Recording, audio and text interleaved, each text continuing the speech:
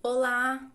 Enfim, vamos para o nosso último resumo sobre os temperamentos e quero falar com você hoje a respeito do temperamento melancólico e quero começar dizendo que é um dos temperamentos mais ricos dentre os temperamentos que nós estudamos e grandes gênios do mundo foram melancólicos, mas infelizmente desperdiçaram seus talentos em grandes crises de angústia, tornaram-se apáticos e pouco produtivos.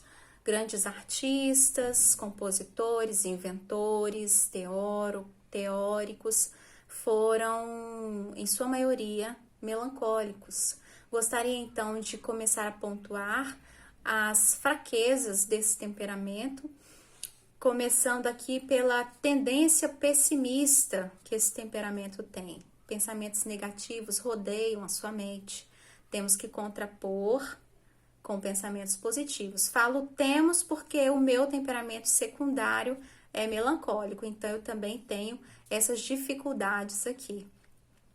Ele é genioso, crítico, egocêntrico, tem uma tendência ao autossacrifício por razões egoísticas, então temos que ficar atentos se não estamos nos sacrificando por questões de interesse próprio, né? Tem um sentimento de inferioridade, isso faz com que negligenciemos nossos talentos, e o perfeccionismo, raramente nós estamos satisfeitos com aquilo que realizamos e também com o que os outros realizam. Lembramos mais dos nossos erros do que os nossos acertos, remoemos os nossos fracassos, temos aversão a críticas, temos medo de ser rejeitados. O nosso medo a críticas é maior do que o nosso desejo de ver a tarefa cumprida. Secretamente orgulhoso é esse temperamento. O fracasso para ele é devastador. Aumenta o seu sentimento de inferioridade, o que lhe impede de tentar novamente. Ele fica apavorado. Egoísta, seus medos são maiores do que a sua vontade de fazer aquilo que Cristo ordenou ou fazer aquilo que o seu próximo necessita. É indeciso, complexo de perseguição, critica severamente os que não concordam com as suas ideias, nutrem rancor e ressentimento, tem uma ira reprimida, cresce uma irritabilidade e isso causa problemas e aumenta as dificuldades. É deprimido. O seu maior problema é a depressão. É um resultado da autopiedade, o que leva ao complexo de perseguição ou a um estado de completa apatia. Esses foram os pontos negativos. Vamos lá para os pontos positivos desse temperamento.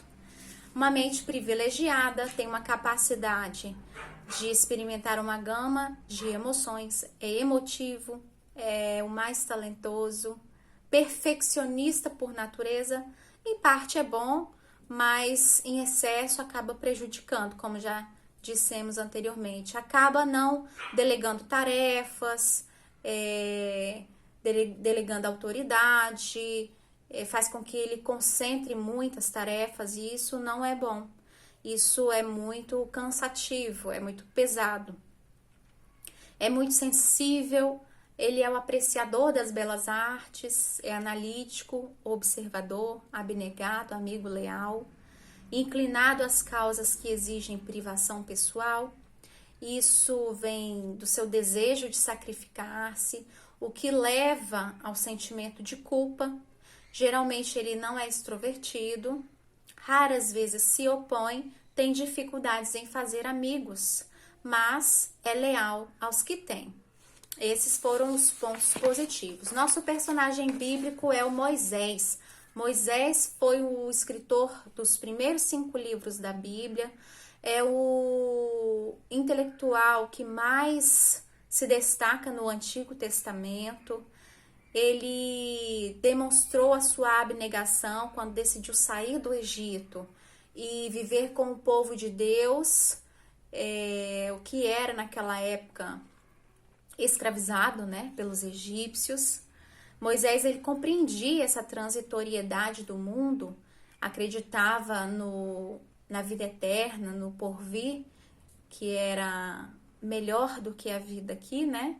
Que as coisas terrenas são passageiras, e o melancólico, ele entende isso com mais facilidade. Tanto é que muitos missionários têm facilidade de deixar. Muitos missionários melancólicos, a maioria deles, tem mais facilidade de deixar seus bens materiais, renunciar seus prazeres pela causa de Cristo, né? E nós temos aqui o diálogo de Moisés com Deus na sarça ardente, onde Deus lhe chama para poder libertar, ser o libertador do povo de Israel naquela época que era escravizado pelos egípcios. Mas Moisés, ele tinha ali muitas desculpas para dar a Deus. Até parece, né, que Deus não conhecia Moisés e Deus Todo-Poderoso agiria, né, na vida de Moisés. Mas Moisés, mesmo assim, deu suas desculpas. Ele disse que não tinha nenhum talento, ele disse que não conhecia teologia, porque ele foi criado dentro de princípios egípcios, né? Ninguém iria acreditar nele, enfim, não sabia falar em público. Aí Deus vai e chama Arão também para poder ajudá-lo. Ele usa Arão como uma muleta, né? A sua muleta, e Arão acaba atrapalhando depois, permitindo que o povo construísse um bezerro de ouro e adoraram aquele bezerro de ouro. Foi um pecado terrível contra Deus. E por fim, Moisés vai dizer que ele não quer ir. Ah, Senhor, peço-te que envies outra pessoa. Mas essas desculpas todas para não liderar o povo de Deus eram mentiras. Era o seu complexo de inferioridade falando mais alto ali na vida de Moisés, né? E esses tais sentimentos restringem a força de qualquer indivíduo. Se dominados por complexo de inferioridade, nós estamos limitando o poder de Deus, e isso é incredulidade, que é pecado, né? Contra Deus. A ira de Moisés, que é uma característica do melancólico, a ira, lhe custou entrar na terra prometida.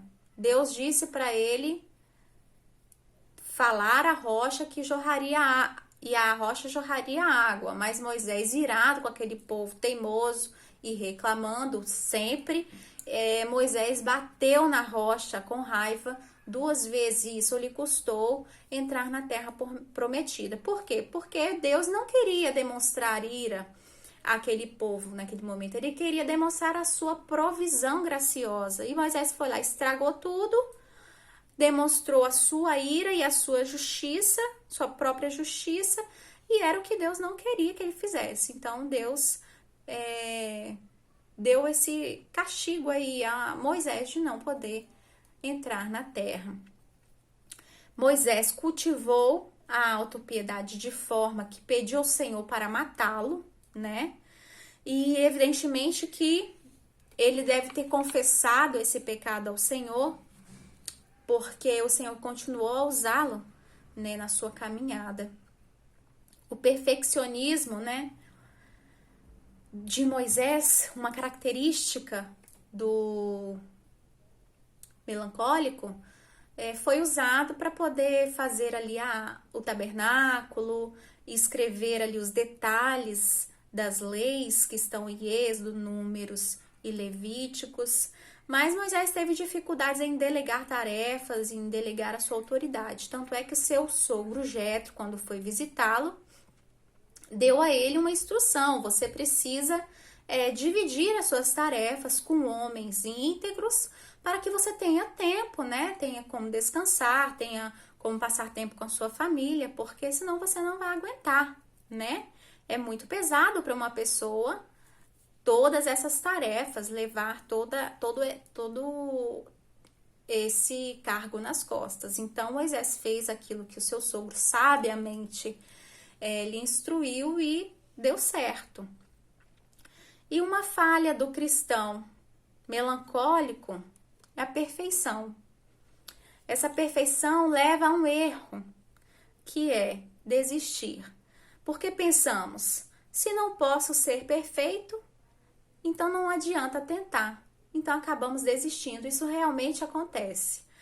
Então é uma falha vai levando a outra, né? Mas nós temos que parar de remoer os nossos fracassos, temos que agradecer a Deus, porque mesmo assim, independentemente de nós, Ele nos usa, Ele quer nos usar, não por nós, mas pelo poder dEle, não por nossas